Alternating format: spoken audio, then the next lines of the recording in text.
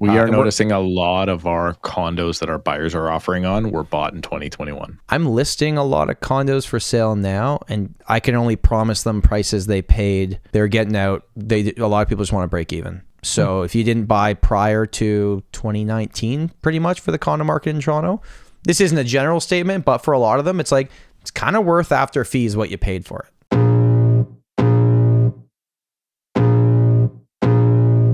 Welcome to the Tom Storey Show with Steve Karrasch and Tom Storey, where we discuss everything real estate or whatever else is on our minds.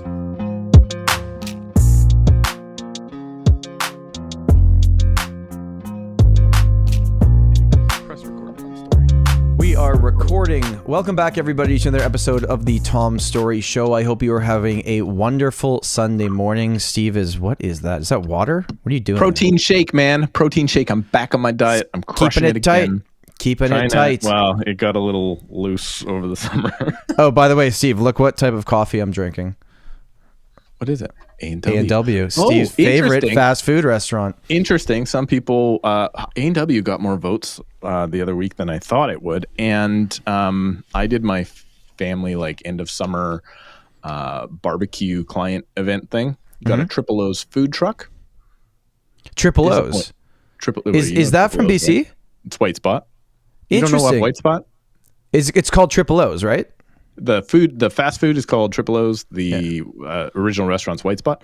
Oh. Quality's going downhill. You BC guys.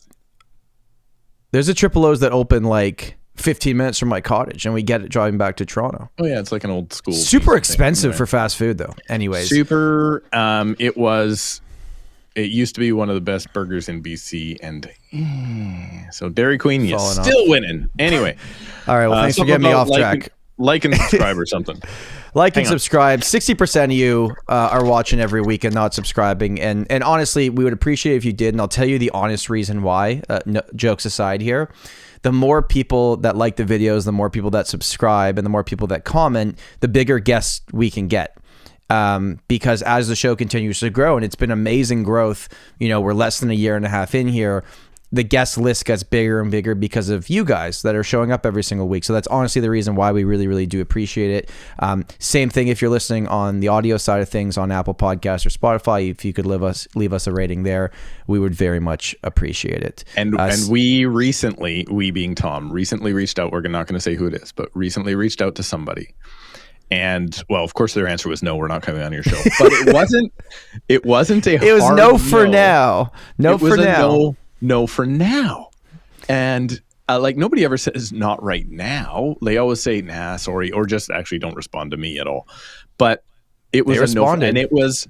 They not only responded, they appreciated how you reached out to them in a unique way, and they said, maybe in me the future. And Steve did a stakeout beside their house, and we rushed them at the door.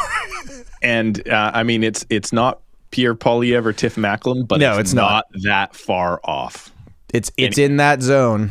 It's in that zone. Yeah, they know that Tom's a person now, so that's good. That's true. And people like that, who we're not going to tell you the name yet, but there's also other people that we've been actively having conversations with, and we want to continue not only showing up every week and having topics that we think you're interested in, but we want to have people that you're interested to see what they say. And we've learned from doing this for a while now, Steve, is we want to have people with opinions. Yeah. Right? Opinions make this show a lot more fun. If we're all just agreeing with what we say, it's probably a fine episode, but it's not going to be one that takes already off. Pumping enough. We need a few dumpers. We don't need any dumpers. Well, here's something that happened recently, and this is massive news here in Ontario. Now, we had the unique responsibility and privilege to interview the housing minister of BC. There also happens to be a housing minister of Ontario, and he resigned, Steve. Oh, okay. So he's not coming on the show, or what? I don't think he's coming on the show. I hadn't reached out to him, so it's Steve Clark. He was the housing minister of Ontario.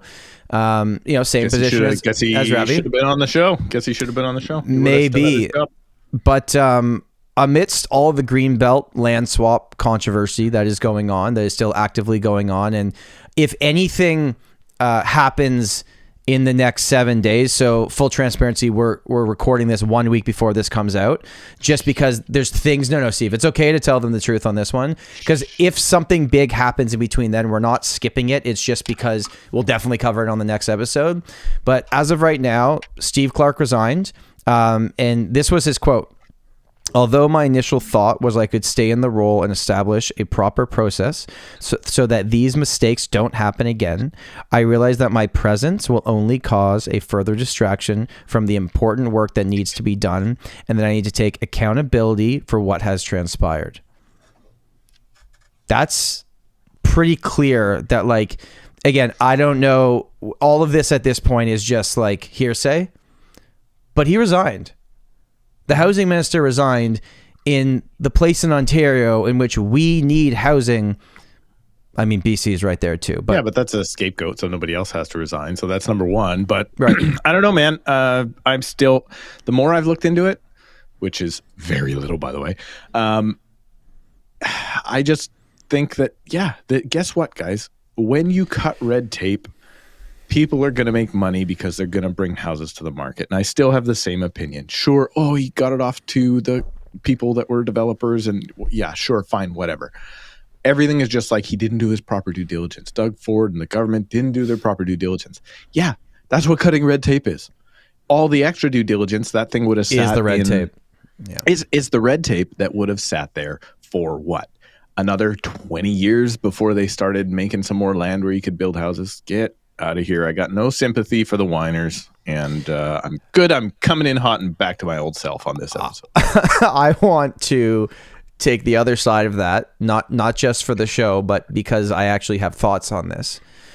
So what's the real problem right now in Canadian real estate? Is it the amount of houses for sale, or is it the cost of the houses? Not a rhetorical question. What do you think? Well, amount of houses for sale, inventory is going up, so I don't actually see that being the issue. Nope. But cost of houses isn't necessarily that either. I want to say it's... Well, it's both, but... I was listening to somebody talk about, they actually read out, it was actually somebody I think that might have been in the course. I was watching a video. Can't remember who it was, but it was somebody talking about like defining a bubble. Right. And then they were talking about like, okay, so how do we define what a bubble is? And it was like against values going up of an asset against fundamentals of that asset. And I was like, okay, so when they read it out, I was like, oh, this is the definition of a bubble. 100%. Yep. But how much of population growth is not a fundamental? So they're like, well, population shouldn't be a fundamental. It should be like employment and all these other things. I'm like, why should population not be a fundamental? Exactly. Because if, I don't know, it was within this definition or whatever. But it was like, okay, well, if there's no people, like what does real estate cost on Mars, for instance? I'm betting not a lot of money right now. So if the air quality is not too good. If there's no people, though, there's no demand. And if there's more people, there's more demand. And that leads us to, why are there so many people right now, of which I think we have also discovered recently, or at least last week, I think it came. Can you hold that thought? Yep. Because I want to get into that. I want a bulk of this episode to go down there. Because but you have thoughts. You have thoughts. I have a few thoughts about the whole Greenbelt thing. Pushing to the side for the moment, not ignoring it, but just pushing it to side, all the controversy going on with it. And then Steve thoughts of like, basically, I don't care if anything was illegal, as long as it got into the right hands, they're going to build housing. I'm paraphrasing. That's not really what you said. No, that's kind of what you said. Okay. The lack of housing is one thing. Of course, if we build more housing, if there's more housing to choose from, there will be less demand on the current availability of housing, which should keep prices in check or potentially push them down. Supply, demand, economics 101, right? We all know that. But what's the problem right now? Because even if right now in Ontario and BC, prices drop $200,000, average price across the board, is real estate affordable? No. Okay, what about $300,000? Well, don't you have to go? That's what I'm saying. We could keep doing this. Four times income? So then it would have to drop a lot more. I mean, it would have to drop 80%. Yeah, probably. You have to go back to the average house being, I'm assuming the average income in Greater Vancouver now is probably $80,000. So times that by 2. So what's 160 times 4? Don't ask me, but I'm $700,000. So that's not likely going to happen, even if the absolute worst happens here, right? So we kind of know that. So let's say they do open up all this land on the Greenbelt. And let's say, regardless of whose hands it got into, they build all these homes. You think these are going to be affordable homes? Nope. They're not going to be affordable homes. You know how expensive it is to build homes? And then market homes? You think you're going to give them away? They're not building them for charity, right? These are going to be homes that are priced at market value. Yes, they will bring more inventory, and we desperately need that. And overall, it should kind of calm demand a little bit. But if we actually want affordability, they're going to have to be subsidized. And these aren't the homes, right? We're going to have to subsidize something somehow, whether it's rental inventory, whether it is all levels of government and taxes coming from the municipalities coming together and building homes and actually subsidizing the difference in what does it cost to build, because the replacement cost is out of control right now. We can't build affordable housing unless it's subsidized. So let's say we do open up the Greenbelt and we build all these homes. It's a step in the right direction, but it's not solving anything. And I'm not trying to be like super pessimistic, because I do think, unless you're on the other side where you're like, save the Greenbelt, don't touch it, of this conversation, we're like, all right, we know we need housing. It's not they're not building affordable housing. They're not building good housing is the way I view it, right? Sure. Good, bad, whatever, but it's like, still not cheap. Think about this. If you want to go to extreme density, are you going to build a whole bunch of bird nest in the sky 1-bedroom condos? Like, sure, that works for some people, but then the family still needs to get to a 3-bedroom semi in your area, or a detached house or a townhouse or something. You're not going to raise 2 teenage kids in a 2-bedroom in downtown Toronto. Some people are, though. They're not going to have any other choice. I just think there could be better options. I just think they could actually build things that people would want to live in, that are a little bit bigger, maybe. Like, I don't know. I just every time I see this, it's just investors buying up these 1-bedroom apartments everywhere. But we've also openly said the investors are subsidizing the rental market because they're taking the loss right now. They're the only reasons these buildings got built is because they bought them pre-construction, and they're bringing inventory to the market, right? Like we've had that conversation. But all the new inventory that's being built is being bought up by people that collect real estate. I just had an idea. Uh-oh. I just had an idea. And I have this popped into my head right now. So you're seeing an idea. I can tell. I'm ready. What if, the development fees, what did we did those videos on? I think it was like $175,000 per unit. It averaged out between Vancouver and Toronto, something like that. Sure. What if a owner occupier swore, maybe with a covenant of some sort, that they will live in that property? A covenant is, just for people know, is a charge registered on title. It's a promise registered on title.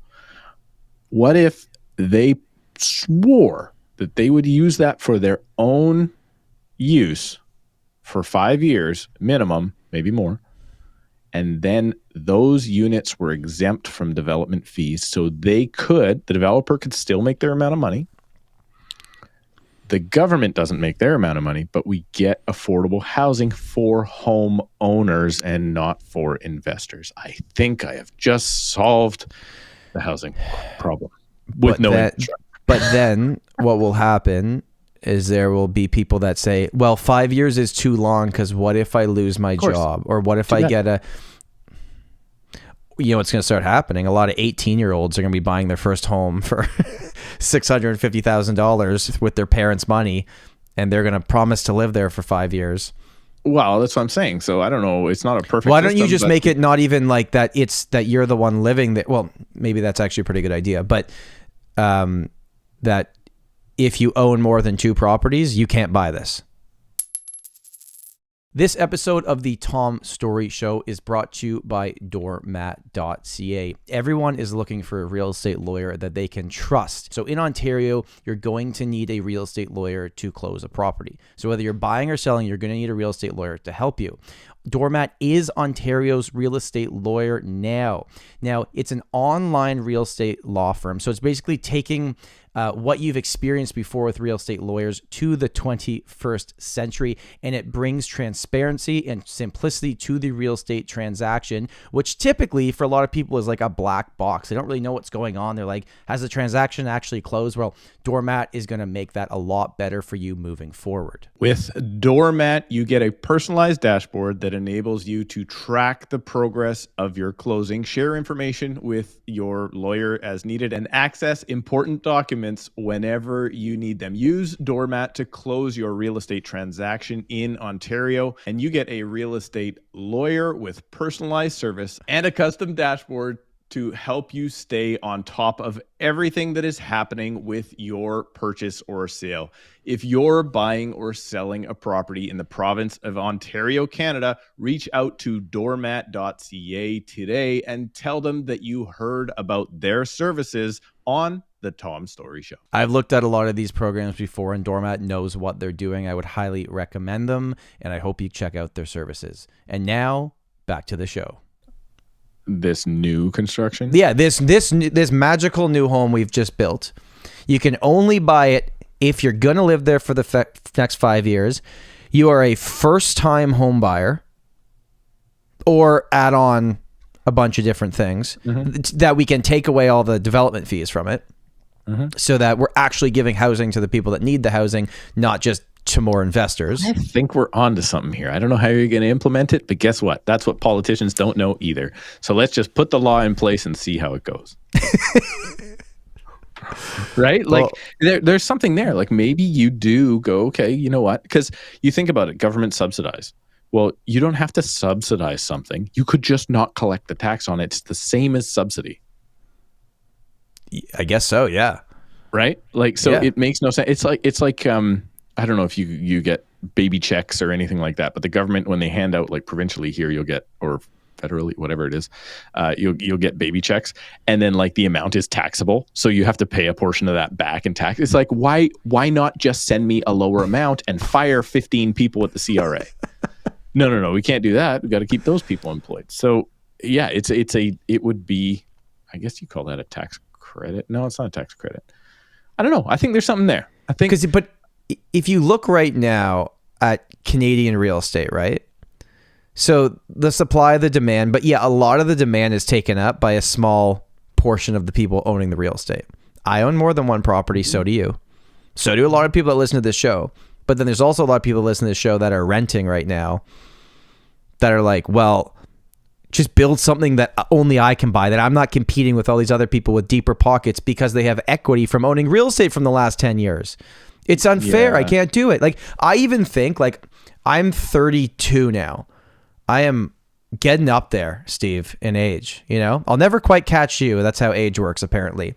But I think back to not that long ago when I bought my first property, and I know this is the conversation always, but I wonder, like, if I was 22 now and I got my real estate license now in this market, and even if I still had the success that I had, because we built something pretty cool, but it didn't happen right away, could I afford to do what I did and put myself in the same position now? And the answer that I believe is probably no. I think I'd still do fine. I'd own real estate, but not to the level I do now. I got in at lower prices. I rode a really good wave of price increases that built my net worth. And I'm in a good position because of it. But could I do that again right now? Could you do it again right now? Could you? Here's the question. If prices are at what they are today. Yeah, but I was actually thinking about this because we got so much flack for doing our like 10-year it doubles every 10 years thing. We got flack from going over numbers that existed. Yeah, that were not our opinions. Yeah.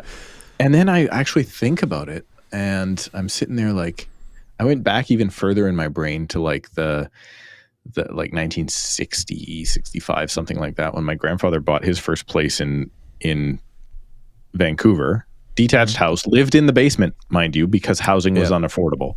Yeah. He paid $28,000 for that house in the 60s. And in, I want to say 1982, 83, sold it for $250,000. So it went up, let's call it, I think he was in that house for about 20 years, maybe a little more. And it went up 10 times. But in that period of time. But when you start at a value of $100,000 and in 10 years it's $200,000, I know. It seems more reasonable than when you start at a value of $1 million. That's because all the dopes that think that way think that the value of the money is the same and the value of the money is dropping. So it's not worth $100. No, the $100 is not worth $100 that you have in your head from. So that's the issue I'm having right now. We're trying to book a vacation right now. I'm taking your advice. I'm taking your advice. I'm taking it. I'm looking at it. I'm trying to book it.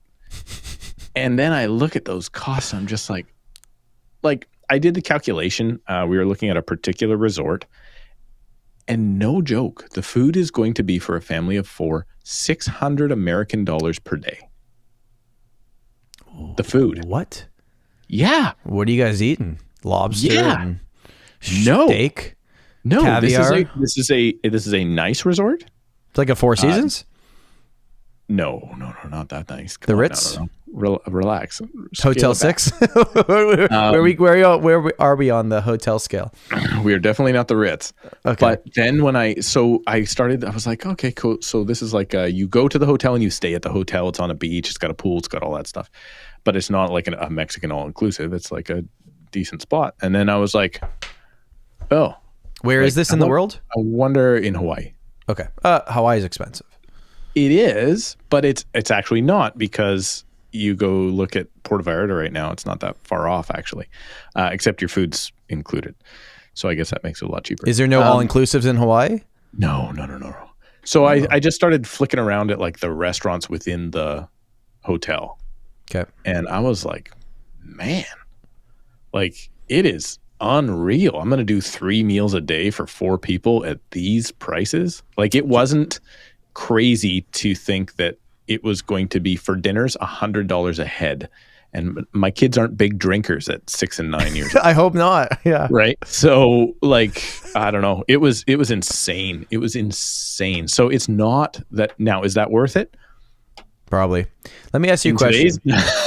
In 10 years, are your 2 girls going to be like, Dad, remember time that our GIC produced this and the compound interest? They're gonna be like, no, remember that awesome trip we had in Hawaii and the restaurants were so good? You want another old man moment? Here we go. Yeah. So I had an Amex high interest savings account when I first bought my first place in 2005. It paid me 4.25% in my savings account. Okay. Amex Bank, it was called. I don't even know if it's still there. Okay. So 4.25% in my savings account. It was like a ING or Tangerine or whatever. And so rates then for my mortgage was 4.89%. Yep. Right. So, but now today I looked at my savings account and it pays 2%. Rates are even higher than they were 20 years ago.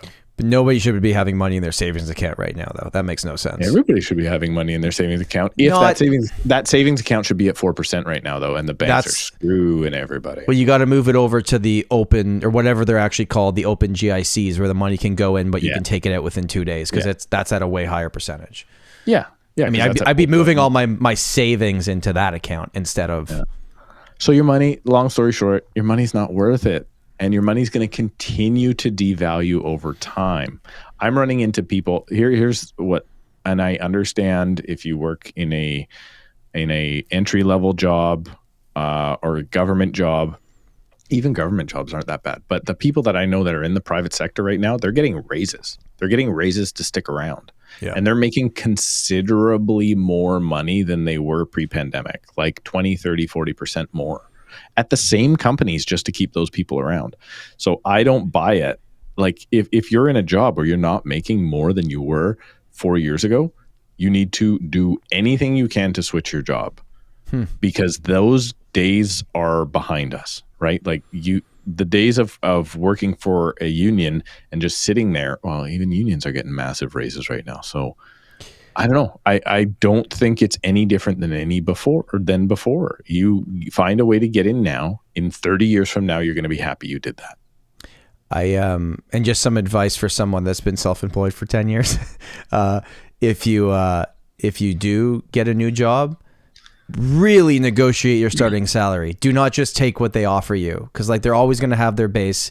My wife's in HR. I see this play out every single day.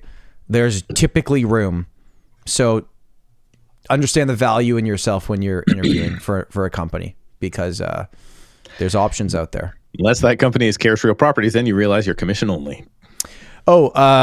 I had something I wanted to bring up, and this is a little bit just like a fun topic. We had a summer intern on our team.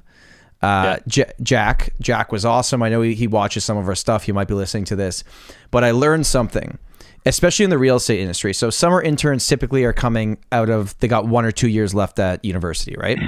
Mm-hmm. And super smart guy, put his head down, did work. Like he was an awesome employee for us this summer. But what I realized in the real estate industry is that we don't need summer interns. We need spring interns and we need fall interns. Yeah. Because what I realized is like the summers when I took up most of my time, typically business slows down. I need him more now than ever before, and he's back at school. Yeah. I know that kind of defeats the purpose that they're off in the summer, but I think like real estate agents, the people that run businesses, I don't know if it's the same as us, but whatever of your quarters are like the big ones, like bring in the intern. And by the way, this was a paid intern. This wasn't coming in. I wasn't. Oh man, if you want to go back, if you listen to the Iced Coffee Hour, they just interviewed Ben Shapiro, and Ben Shapiro did a breakdown of paid interns versus free interns, and why. The benefit to free interns for the intern, not for the company. Mm-hmm. And it was eye-opening to me. So interesting point. I'm glad you're paying your interns. Not paying them is a good thing for them. Mm-hmm. Not paying unpaid internships are better than paid internships, and why he breaks it down. I'm not going to try and sound as smart as Ben Shapiro. So go ahead and listen to that. Okay. All right. In other news, the latest news. This has been Business and Internships with the Tom Storey Show. We have a large population growth in Canada. We have immigration targets that are not going down. In fact, there's talk of them going up. And we've heard, how many people are coming in, and it's 1 million people last year, and there's going to be even more people the next year and the next year, and these targets are not going to go down. Other than potentially if there's a change at the top of, who sits in that prime minister seat, right? Which there appears there will be if things keep going in this direction, because the polling is crazy. The polling is very interesting recently. Anyways, we'll stay off topic on that today. But apparently our numbers were off by 1 million people. 1 million more people came to Canada than we thought they did. How does that happen? Explains my parking situation now, doesn't it, Tom Storey? It does explain your parking situation. Where are they going? Probably part of the reason the rental market is absurd right now. Suites everywhere. We're starting to see in our neighborhood, like, why is that family of 4 adults going into the basement?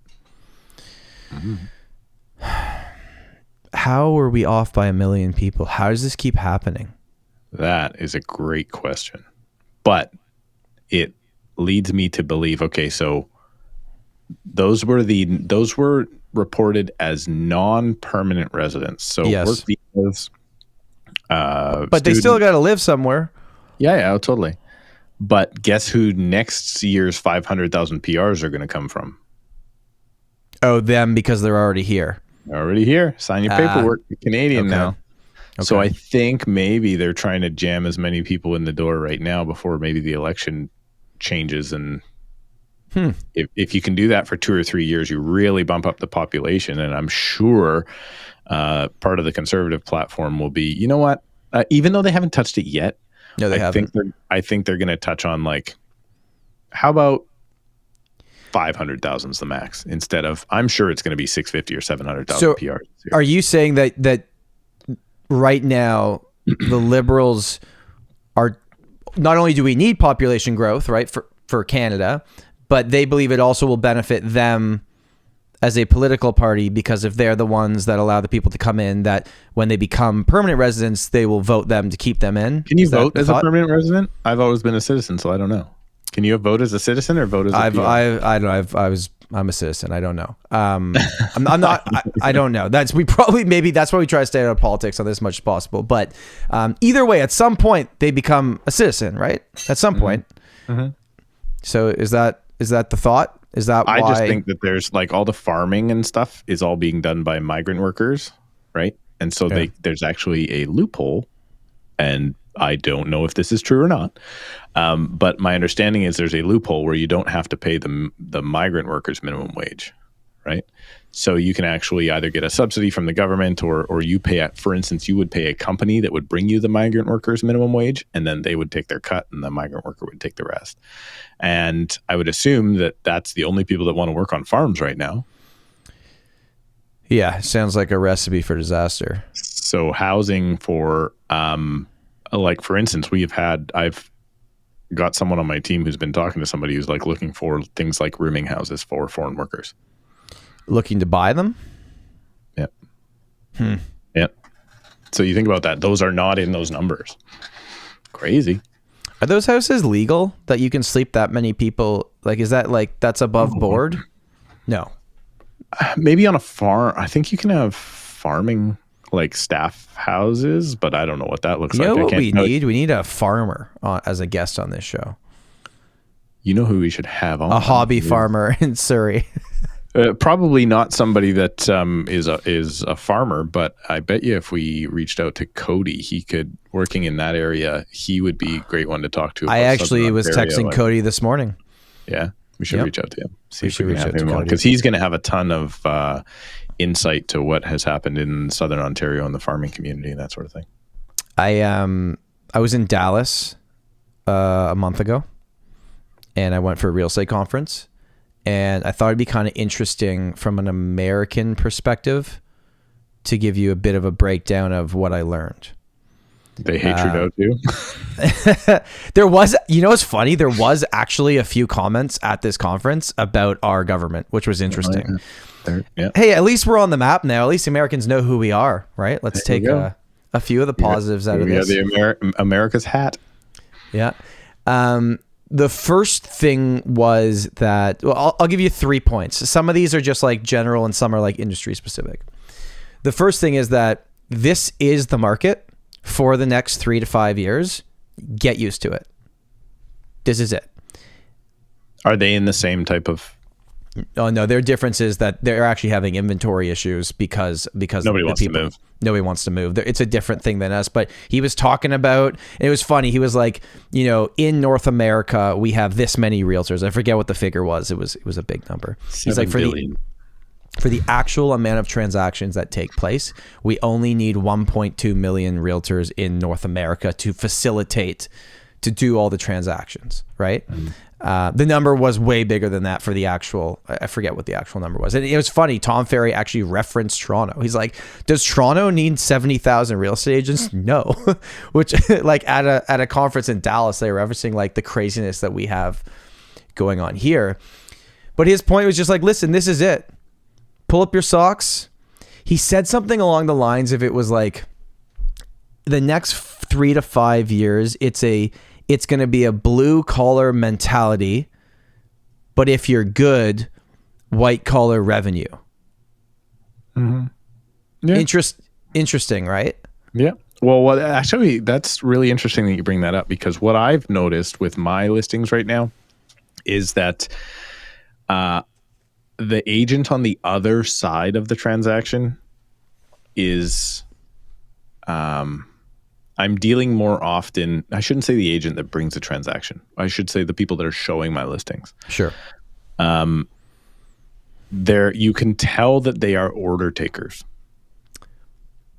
right? Yeah. So you can tell, if you're not in the industry, you understand there's a difference between sales and taking orders. The difference between being behind the counter at McDonald's saying, what do you want? And maybe car sales or something where you actually have to show the benefits in order to get the person to proceed. So you have a ton of order takers right now that they go, and the reason I can discover this is you reach out to them and say, okay, well, your client didn't like the property. And they're like, well, they kind of liked it. I said, okay, well, if they kind of liked it, are they expecting to write an offer? Well, no, they're not. Okay, what did they like about the property? Well, it was okay. Okay, but what did they like about the property? Well, what didn't they? I tell you what didn't they like about the property? Well, it just wasn't for them. Okay, so what's stopping them from making an offer? Well, they're just not ready to make a decision. So that to me is an agent that has no idea what his client wants. Well, they obviously didn't do a buyer consultation. They haven't done a buyer consultation. They don't know. They can't help me out on why this is happening or not happening, what's proceeding. They can't even give me proper feedback. So I can go back to my seller and say, hey, the reason I didn't like your place is because it smells like cat pee, right? Like they can't give me anything, which means they're having that same conversation with their client. So they don't know what their client wants. They're just hoping that they open the door and their client goes, I want to buy this one. And then they go, oh, well, I know how to type a contract. And that's the transaction. That's not real estate.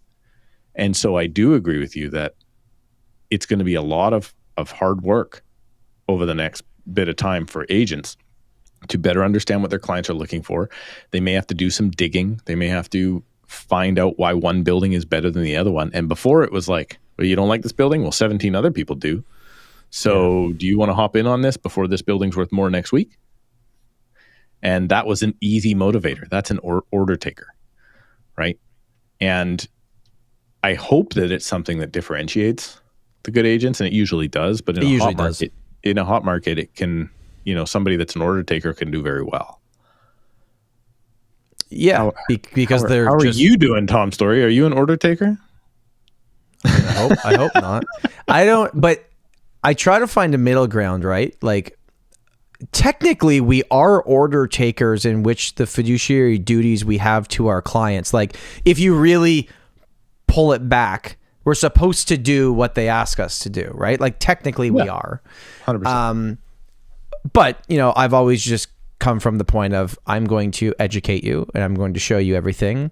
And if you like something, you tell me you like it, and then we'll show you the path in which you could take if you want to get that thing. Or on the selling side, hey, here's what's going on. If you want to be in the 25% of people that are actually finding buyers right now, here's the path that we have to take.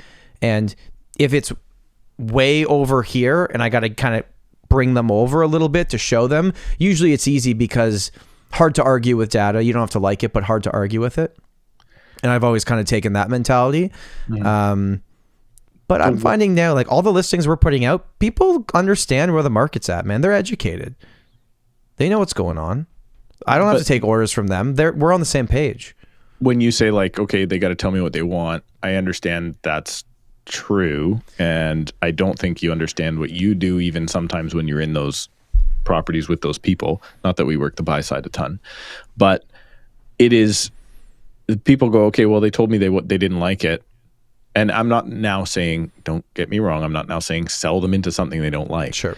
But if you don't like that property, your job as their agent has to be, why don't you like that property? And please help me not show you 15 more that are just like that and waste everybody's time here. Like, it is your job to discover what is wrong. And then it's even like the common courtesy of giving back the feedback saying, that will be helpful for the market. Yeah. Hey dude, the reason they didn't buy your listing is because it faces the busy street, or it faces north and they wanted south, or this or this or this or this. And I think, you know what, you're 10 grand high. If you drop that thing 10 grand, you're probably going to get an offer right now.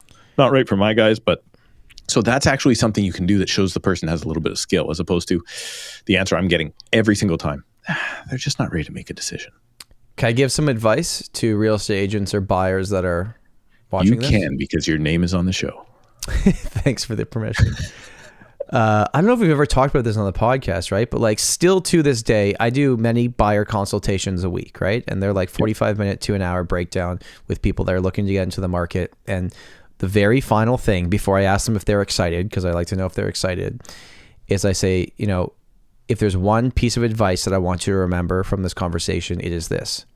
Real estate is not like the TV shows. I'm not going to walk you in and try and sell you the house. I don't care if you like the house or not. It doesn't matter to me, right? But what I'm going to have you do is you're going to rank this house on a scale of 1 to 10. And if you're buying it with a partner, you guys got to be on the same ranking. You can't have different rankings, or at least you have to agree on what your final rankings is going to be, right? Now, here's the thing. You are not allowed to tell me this home is a 7 out of 10. Why? Because 7 is average. You are spending $600, $700, $800, $900, $1 million on this property. I don't want you to buy it and feel average. And the number one thing that most buyers are scared of is what? Having remorse that they did the wrong thing, right? Being like, oh, I mean, I guess the cooling off period saves them in BC, but they don't want to make a bad decision. So I'm like, okay, so you want to stop yourself from ever making a bad decision. You got to rank it on a scale of 1 to 10, but you can't choose 7. And they always want to choose 7. They're like, oh, I'm like, okay, so this is a 6 or below, which means move on. In some market. Okay, fine. But now, for them. Right now, only 8.5s or more are selling in our market. So that's what I'm saying, right? So if it's a 6 or below, this is not the right property for you because you can't choose 7. Yeah. So your answer has to be 6 or below, or 8, or 9, or 10. Now, if they say, you know what, Tom, this house is an 8. And what I'm getting at with all this, I'm not trying to give everyone like a lesson here on how to talk to your clients, but like... It's 100% a lesson on how to talk to your clients. Okay, fine. I am trying to give you a lesson. Is that when it comes time to give feedback, when you have these open conversations and understand what they liked and what they didn't like, and then you can get into like, well, what is it that they didn't like about the house that put it at a 6 out of 10? Like if Steve called me, I could be like, well, I'm actually happy you asked. Our clients rank this house a 6 out of 10 because of these 3 reasons. And that's why they're not proceeding with it. Now, if it's at least an 8, then you have to ask yourself, well, if I changed the backsplash in the kitchen or did minor renos, things that you can change, does this house become a 9 out of 10? This episode of the Tom Storey Show is brought to you by the Agent Confidential Live. On October the 26th in Toronto, we are doing a full day event for real estate agents. Let's call it what it is. Sales volume is down. Interest rates are probably going to stay higher for longer than a lot of people think. And if you're serious about your business, this is the place you want to be. Now, I know some people listening or watching this show are not real estate agents, but hey, tell your real estate agent they gotta be at this event. Listen to this speaker lineup. Eric Simon, aka the Broke Agent, aka the guy that runs BAM. He's flying all the way over to headline this conference. Kaylee Heaps, the #1 team leader in Royal LePage Canada out of 20,000 people. Matt Leonetti, Shay Warrington, who's the #2 individual agent in Canada. Nolan Mathias, the YouTube GOAT. Anna Oliver, Brad McCallum, Emma Pace, Natalie McGuire. I mean, come on. This list is insane. Oh, also, yeah, me and Steve are speaking at this event also, but don't worry, go for the other people. October the 26th, it's happening in Toronto. The seats actually legitimately are limited. We don't have that many. I'm not just saying that. So if you're interested in your ticket, make sure to go into the show notes or in the description if you're watching this on YouTube and sign up. This is going to be an event you're not going to want to miss if you're a real estate agent in Toronto. And now, back to the show. And if the answer is yes, I will show you the path in which you need to take to get this property. Obviously for a price that we think is realistic and market value. Do 10s out of 10s exist? Yep. They're rare, but they exist. And when they exist in any market, they sell quick and they have competition. Yeah, they got any offers. Right. So, but in hot markets, 5 out of 10s were still getting multiple offers. The crappy floor plans in the not so great areas, it's like, well, there's 3 homes available in the entire market. I guess we're offering on this one. But as we continue to have more options to look at, like the out of 10 rule, all of our, we've been using this for a decade, right? I got the idea originally, obviously, from Richard Robbins, who we learned from. But then where I got the you can't choose 7 rule, I actually think I have it behind me here. Hold on, I'm going to show you this. Do I have to keep this going while you're like checking your bookcase for things and can't hear me? So, okay. I'm trying to filibuster here, Tom. Come back. This book, this Tim Ferriss book, Tribe of Mentors, it's basically he's asking a bunch of people the same questions. These very successful people. Is that the world's biggest book? That thing's thicker than the Bible. Huge book.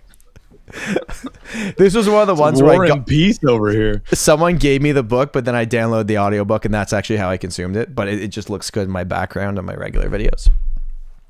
But one of the people in this book, their answer, it was like how do you say no to things?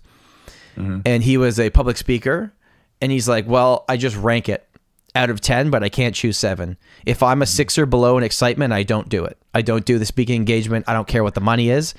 If it's at least an 8, I'll consider it, but I can't choose 7. Yeah, 7 is the nice number that it's okay to say goodbye to. It's meh. Yeah. Except, I'll have you know, if you do the math, between 1 and 10, technically, the average point is 5.5. So, thanks. Because there is no 0 to 9.999. So I'm just telling you your math's off, but I do understand why you explain it that way because, yes, 7 is like, it's okay. If you got a 70% on your math test, maybe you'd be pretty thrilled about that. But smart people would be like, that's not that great. Think about that when you like... What do you have to get in the real estate exam to pass the course? Do you remember what it was? 70%? It was 75% when I took it. That's the passing grade. Yeah.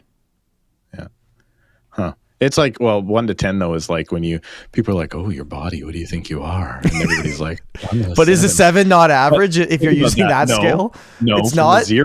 I think 5 sounds pretty bad. It's like, ooh, a 5. I understand that. I'm saying people overestimate their worth of their houses and their bodies. So let's move on, Tom Storey. Okay, I went off track there, but the first one was like, this is the market. Let's get used to it. Everyone's got to buckle up here, whether you're in the industry, you're someone watching this as a consumer. Just get used to it. And order takers are going to fail in the next little bit. Here's where the rates are. Yeah, sure, they might come down a little bit, but we're not going back to where we were. So let's just get used to it. Number 2, I'm going to go over very, very quickly because number 3 is the most important. Number 2 is just for people in any industry that email marketing is actually making a pretty good comeback right now. Mm-hmm. And the way in which you ask people the right questions can give you massive opportunities in your business. Number 3 is Steve's favorite thing, AI.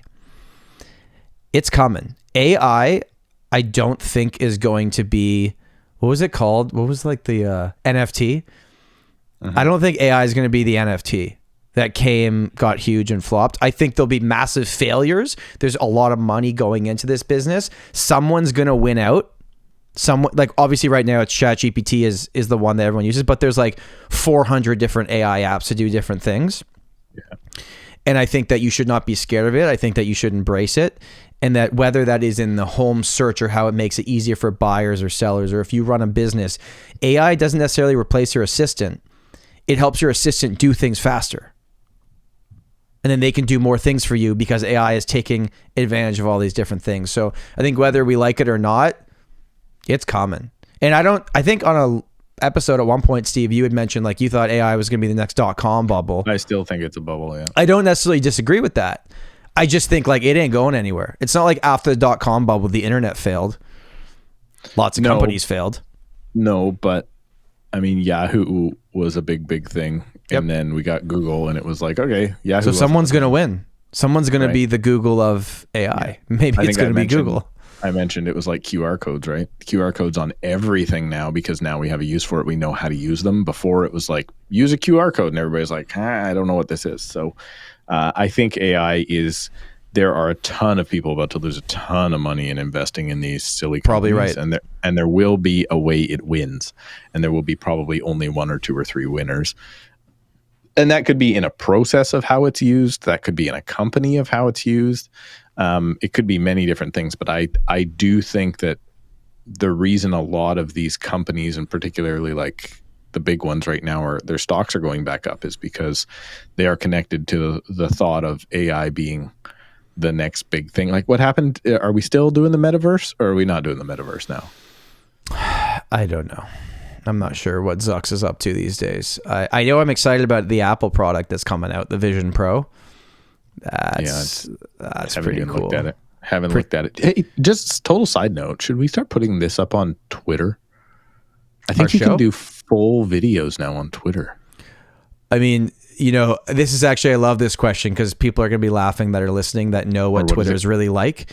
If we put this clip on Twitter, if you think the YouTube comments are bad, I would never. You would have to upload it because I never want an account. I don't know. I don't want to upload it. I got off Twitter for that exact reason, man. Yeah, we would have to. People are mean, man. They're not just like funny mean like YouTube. They're mean.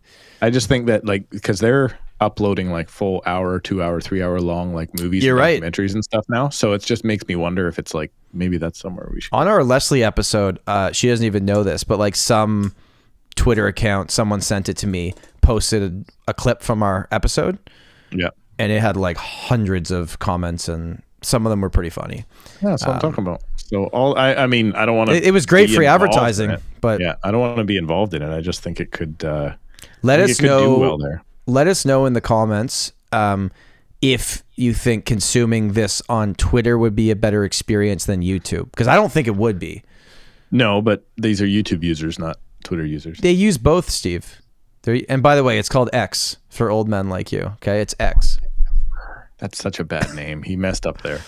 I just don't like the way the logo looks. I think it looks pretty tacky on my phone. But yeah, anyways, he could have called it TweetX. TweetX would have been like keeping on brand with like SpaceX and whatever. I don't know. Could have been. Oh, true. Else. Or just Twitter X. Yeah. Fall market predictions as we continue to go here. Do you think anything changes? Do you think things are going to pick up, or do you think it's going to be kind of calm till the end of the year? We're picking up. You're picking up? Okay. Showings and offers or prices? All of it. Offers. We had lots of collapsed offers in August through the summer. It was like we almost had like one live deal at a time and not like, sure. I think we got 4 accepted offers this week. So it's like it is picking up. And so is it then regular spring, fall, whatever?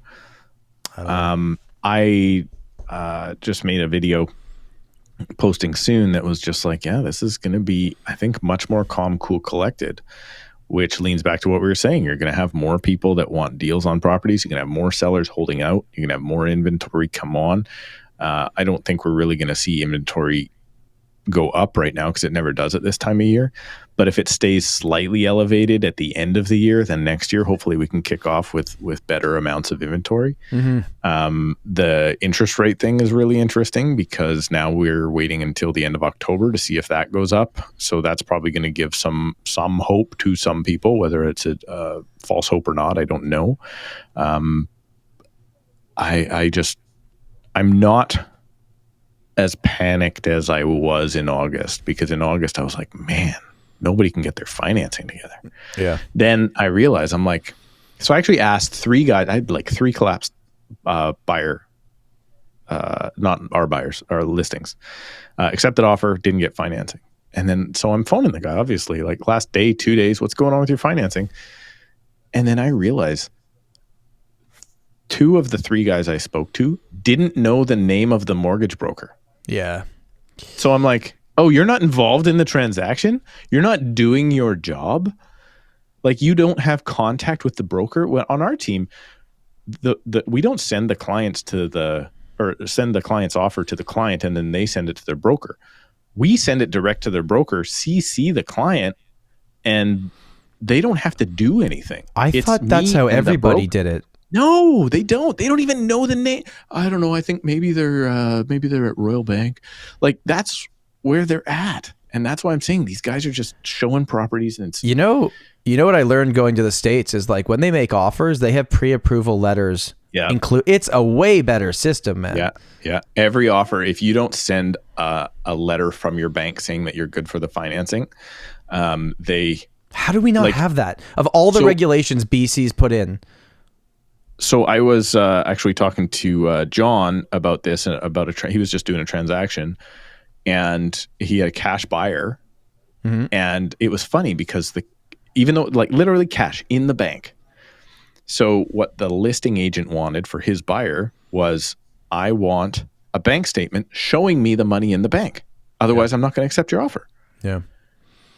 And obviously, if you have too much money in the bank, you don't want to do that. So you may have to go to the bank and get a letter saying that, yes, indeed, like on whatever letterhead saying, yes, indeed, they do have the funds to cover. But how good would that be if one of the mandatory documents was, hey, I've done a pre-approval? It's really easy to identify if somebody hasn't done a pre-approval, though, or if they have no idea, because they always ask for 14-day conditions, which is that's insane. Not going to happen. Not going to happen. I don't understand that the fact that it's so funny. Like in our market, it's the same, but there's a bit more like most people aren't going out there without getting pre-approved, at least. Like they're already approved and it's just appraising the property. BC seems to be a different beast for whatever reason. You got to show, but even in Toronto, you're renting a property. You got to show way more proof of funds than you do when you're purchasing a property.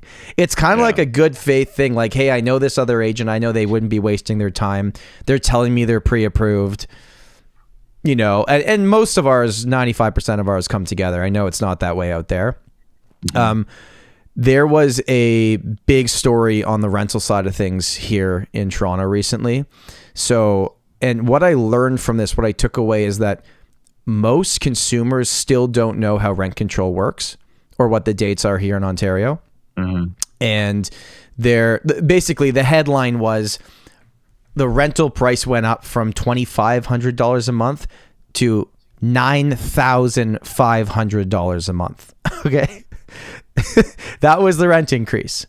And when they got this rent increase, they obviously went to the news and said, this is insane. And there's a story, but all the comments were like, they can't do this. They can't do this. And what I've learned from this is that people just are not educated on this process. This was a newer building. This building was not under rent control. They can technically raise the rent to whatever they want to. Now, this is ridiculous. And what I'm guessing happened in this situation is they were fed up with these tenants. And they were just like, I'm just going to give you a stupid made up number that you're never going to accept. So you're going to find something else so I can get somebody else in here, which technically the way the rules work is their right if they want to do it or not. But my gosh, the comment sections on some of these posts, which were from like the tabloidy Instagram or Facebook or blogs that we have here in Toronto, it was amazing to me that people don't understand how it works. It's tough, right? Because that's what happens though with all of the information we put out. I just put out a video not long ago about, you know, things that you gotta know before you go into buying your first place. That one gets 1,000 views, man. I know. Put a picture of Trudeau on the cover and talk about some ridiculousness, and you're up at 10, 12x that amount. So it's just people want the news is covering that story because they want the sensationalized craziness. They don't actually go, oh, by the way, here's the proper breakdown for how you can know what your rent control is or isn't, or if you're in a rent control building, because nobody wants to take on that responsibility. Nobody clicks on those videos, man. Nobody cares. No. Until something happens and then it's put out in a way that makes it look ridiculous, which this is ridiculous. This great, perfect headline. But like the landlord did what was in their right, although it was kind of insane. They knew they were never going to get it. It probably got them the outcome they were looking for. Just makes me wonder, like how bad was that tenant where the landlord had to get so creative to try and get them the heck out of there? Right. And I know that's not a popular opinion. I'm waiting any day now for the BC Residential Tenancy Act or Residential Tenancy Branch to come out with the new rents for next year, because they announced earlier this year that it would be back at inflation. As inflation's finally come down. Well, even inflation would be decent, because what's it going to be, 3.9% or something annualized? So even that would be okay, because this whole 0 and then 1 and then 2% thing has just been a Were you 2% last year? Is that what it was? 2% we finally got to do. Yeah, my first ever increases were done at 2%, because this is controversial, but the more I think about it, I had never done them. And now that I can't increase them when I need to, I have to increase them every year. So it actually is the argument for why rent controls are worse off. Right? I do believe that. I believe that very much. The data is very clear. The only people that should want rent control are people that are not moving from their current rental for the next 10 years. Yeah. Everyone else should not want it, because it actually just creates issues all across the board. Yeah. And we're starting to find these people that there's a bunch of people that are now, rent is getting so expensive, they're looking back at buying again. And they've been renters for a long time, but they're just like, if I'm going to pay $3,200 a month for a townhouse, why not pay $4,200 a month and have $2,000 of that go towards my principal payment? Right? Like, yeah, makes sense. Makes sense to me. Should have been doing that when the house cost, $310,000 instead of $850, but which is my argument. I'm thinking about doing a video for my channel that basically talks about that. Just like, hey, you can do, those guys that do the calculations of like, well, if you put this much in the S&P 500 for this amount of time and blah, blah, blah. Yeah. Cool story, bro. You know what? It breaks down to this. Rents go up, mortgages go down. That's it. Rents go up, mortgages go down. So if you were smart enough to buy something 20 years ago, as today could be 20 years ago in 20 years, you're going to end up better off in the long run. And like, think about the people that are getting kicked out of their place right now. That rented for 15, 20 years. And they've been renting for 20 years, 30 years, 40 years, and they're on a pension. And they're expecting their rent was going to stay at $1,200 a month, and now it's $3,200. Those people are screwed. And if they would have bought, it would have been tougher, but they would have now been in a spot where their house was mortgage free 30 years later, and they could still live off that pension. Which is why I'm not saying it's okay to rent if you want to anymore, because I don't think that's true. I think the goal, like, it is okay to rent if you want to, sure. The optimum should be to own your residence so no one can tell you what to do. So we need to focus more on what is optimal. And trying to play the S&P 500 game over a certain amount of time and then hoping in your calculation you have to lie about your rent never going up. Good luck, suckers. Just put all your money in Dogecoin. Tell me, before we go, tell me about your travels upon the summer. You went all over the map and you're continuing. I went all over the States, actually, for different reasons. Went to New Jersey and then New York for a day for a soccer game, right? Then went to Dallas for a conference. And then I went to Scottsdale, Arizona, because one of my friends is getting married. And we stayed in this Airbnb and there was 10 of us, right? It was his bachelor party. And I get curious when I get there because I'm like, oh, this is an interesting house. Like, it's no basement, no second level, these like long, big lot, wide lot bungalows with big backyards. And they had a pool and a basketball court. Like, they set this up for bachelor and bachelorettes, right? Like, they knew what they were doing on Airbnb. So I'm like, I wonder what this sold for. So I download Zillow on my phone, and in the States, it's much easier. You have the Zillow app. You just click on the property. It tells you exactly what it sold for. Like, it was easy. I didn't need to sign into anything. So they paid $700,000 American for this house in March this year. Oh, okay. It was recent. Mm-hmm. But it was a tired looking house. The backyard was not done. The inside was like beat up. They must have put $100,000 in minimum. Mm-hmm. So I'm just trying to do the numbers, and then you break it down to, and this was like, it was a good location. It was 15 minutes from everything you'd want to do. But kind of felt like the burbs, like in the ways that the houses were kind of put together, but maybe that's just more American. That's just how everything looks in those areas. So I was doing that. I was like, okay, like this house at the end of it probably cost them $1 million Canadian after renos and everything, right? And if they bought it in March 2023, their interest rate's 7% or 6.5% in the States. Mm-hmm. I was just trying to do the math. I'm like, does this make any sense? Even if we're paying them $1,000 a night or whatever it was. So that purchase price converted to Canadian is $957 plus the renos.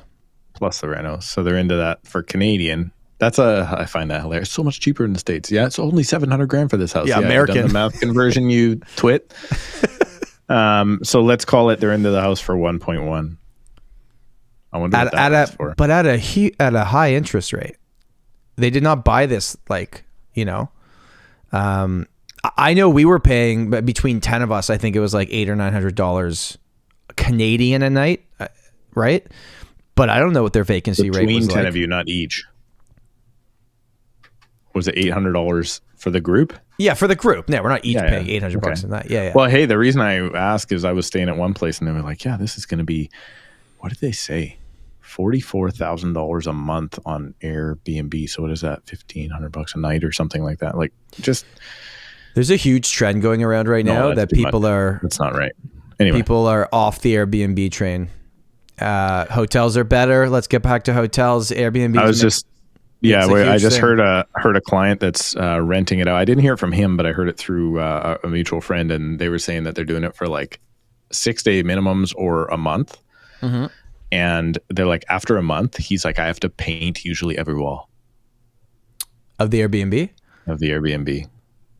So he's like, sure, I make a ton of money. I make almost 100% more than I would if I rented it out. But like the damage people do when they don't give a rip and you don't give like nightly housekeeping like a hotel would have, he's like, it's atrocious. So, but have you not even noticed the last time we stayed at a big hotel chain, they didn't do housekeeping anymore. You had to request it specifically. Yeah, that was a shortage of staff for sure. That was rough. Man. But even the next one I stayed in after that, not in that location, they had the same rule. Yeah. Being like, we'll come do your stuff, but you have to tell us now. We don't just automatically do it. Yeah, they did that in Vancouver when we were there. Yeah, I know. And it was, and they did it in Whistler as well. So I don't know. I think that's just a way to make things cheaper. They're like, well, we're saving soap for the environment. Steve needs as much soap as he can get. Can't do your sheets every day, Tom Storey. I'm not your mother. Well, if they tuck them in the end of the bed, I'm just going to kick them out as soon as I get into bed. I cannot stand being trapped in my sheets. That is the Ritz. They tuck you in at night, right? It's called something down. I'm screwing this up. I don't know what that is. There's a word for it where they come in at night and get your room ready for you. Oh yeah, they give you a turn down. They don't tuck you in. Turn down. I didn't mean they tucked you in bed. Turn down. Put out my slippers. I had turned down once ever at the Sky Suites in Vegas, and it was fantastic. And it was like your slippers are just there, perfect for when you walk in, kick off your shoes. Your slipper. Oh, it was fantastic. It's another level. That was a fun show. So what did we learn today? Nothing. Make sure if you're in Ontario, you understand the rent control rules. Okay. We learned that the real estate industry is probably going to be this way for the next 3 to 5 years. AI is taking over Steve's job. He's going to have nothing to do. Our housing minister in Ontario has resigned. And there's obviously going to be more questions with Dougie and everything going on there. So we'll see how that all plays out. America's not as cheap as you thought it was, at least in Scottsdale, Arizona. And Dallas wasn't cheap either, by the way. I was looking at the prices.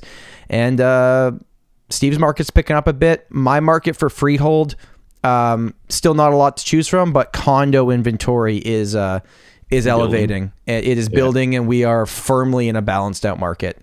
We are noticing a lot of our condos that our buyers are offering on were bought in 2021.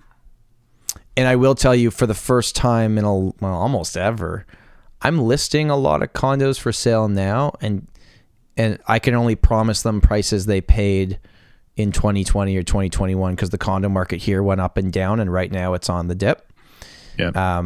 They're getting out. A lot of people just want to break even.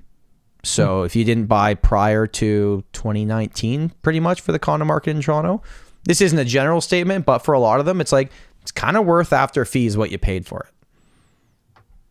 So. We have hit the great reset back to pre-pandy levels, Tom Storey. At least for downtown condos. The housing not here. My condo's still crushing for housing. It, man. Yeah, my condo's still crushing it at 100% financing. So. All right, that was fun. Thank you, Steve. Thank you, everyone, for watching and listening on YouTube. If you made this far and you haven't already, make sure to like and subscribe to this channel. We very much appreciate it so that we can continue to get bigger and bigger guests. And it's not just me and Steve talking to each other, because we know you can only put up with that for so long. If you're listening on the audio platforms, I want to say thank you. Have a great day, and we will see you next week. Bye. Bye.